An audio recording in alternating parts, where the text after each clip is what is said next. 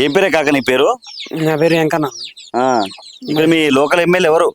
మాది పాలేరు లోకల్ పొంగిరెడ్డి శ్రీనివాసరెడ్డి. పొంగులేటి శ్రీనివాసరెడ్డి గారి అభివృద్ధి ఎలా ఉంది, అసలు ఆయన పనితీరు ఎలా ఉంది? ఎమ్మెల్యేగా ఫస్ట్ టైం గెలిచిండు, ఇంతకుముందు ఎంపీగా చేసిండు. ఆయన పనితీరు ఎలా ఉంది అసలు ఇక్కడ? పాలేరు నియోజకవర్గం అంటే ఎమ్మెల్యే కాబట్టి ఖమ్మానికి పాలేరుకి కర్త కాబట్టి మంచిగా చేస్తుంది. మరి ఇప్పుడు చాలా మంది ఆయన మీద ఎలిగేషన్ చేస్తారు, ల్యాండ్స్ ఏదైతే మన భూదాన్ భూములు కానీ చాలా ల్యాండ్లు కబ్జా చేస్తారని చెప్పి ఆయన మీద ఆరోపణలు వస్తున్నాయి కదా, మరి ఏమంటావు? కబ్జా అనేది సీలింగ్ భూము పట్టా భూము మనకి తెలియదు. మనకు పాలేరులో ఉంటాడు, ఆయన ఖమ్మంలో ఉంటాడు కాబట్టి ఆ లోతు అయితే మనకు తెలియదు.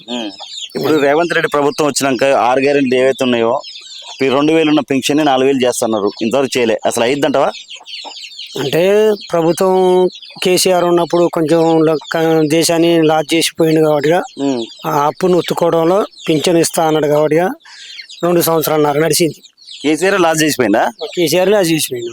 తెలంగాణ తీసుకొచ్చిన కేసీఆర్ లాజ్ చేసినట్టు మరి అన్నమాట. ఆయన ముఖ్యమంత్రి అయి 10 సంవత్సరాలు చేసింది ఏముంది?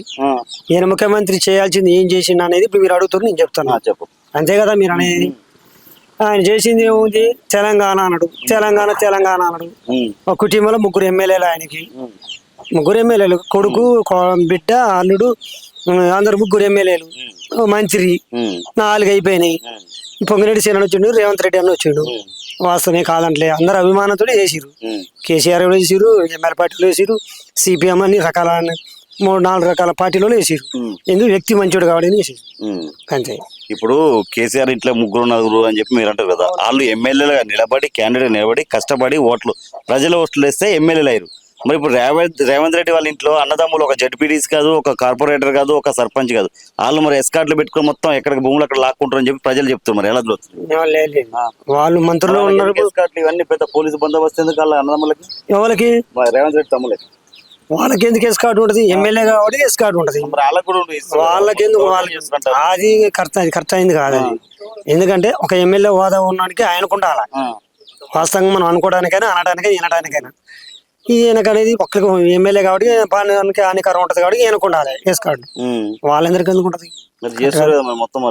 అది కరెక్ట్ కాదు కాదు. ఇప్పుడు మీ ఎమ్మెల్యే ఇప్పుడు ఇక్కడ ఏం అభివృద్ధి చేసిండు? అసలు ఏంటి? రోడ్లు వేసిండా లేదంటే ఎలా అభివృద్ధి చేశాడు? 3 పనులు రోడ్లు చేస్తున్నాడు. మన కాలకట్ట దిగిపోయింది, పాలేరు ప్రాజెక్టు పోయేది, ఆ కట్ట దిగిపోయింది, దాన్ని రిపేర్ చేపిస్తున్నాడు. ఎన్ని కోట్లు అవుతున్నాయో మనకు తెలియదు, కాంట్రాక్ట్ ద్వారా చేపిస్తుండు. అదొక మంచి పని. పవర్ ప్లాంట్ ఒకటి, పార్క్ అన్నాడు, పాలేరు పార్క్ ఇంతవరకు కాలేదు. అది అంటే శంకుస్థాపన చేసింది కానీ కాలేదు. గత ప్రభుత్వం జరగలేదా అభివృద్ధి? అంటే అందరు చేసుకుంటూ వస్తున్నాడు, ఆయనంత ప్రకారం ఆయన చేస్తుండ అంతే.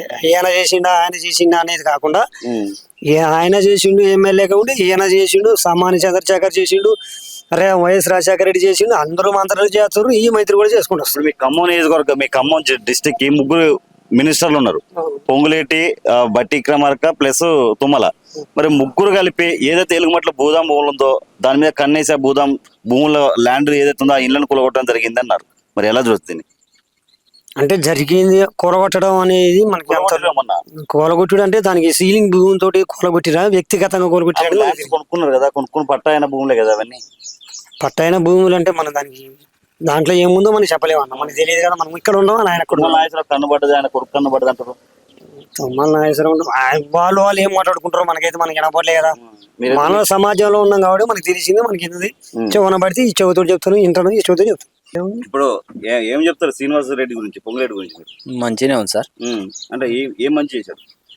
మా ఊరికైతే మంచిగానే డెవలప్ చేసిండు. కాలువ కట్ట మొత్తం కాలువ మొత్తం తెగిపోయింది, తెగిపోతే బాగా చేసిండు. చెరువు కూడా కొద్దిగా క్లీన్ చేసిండు, కొద్దిగా అందులో మట్టి.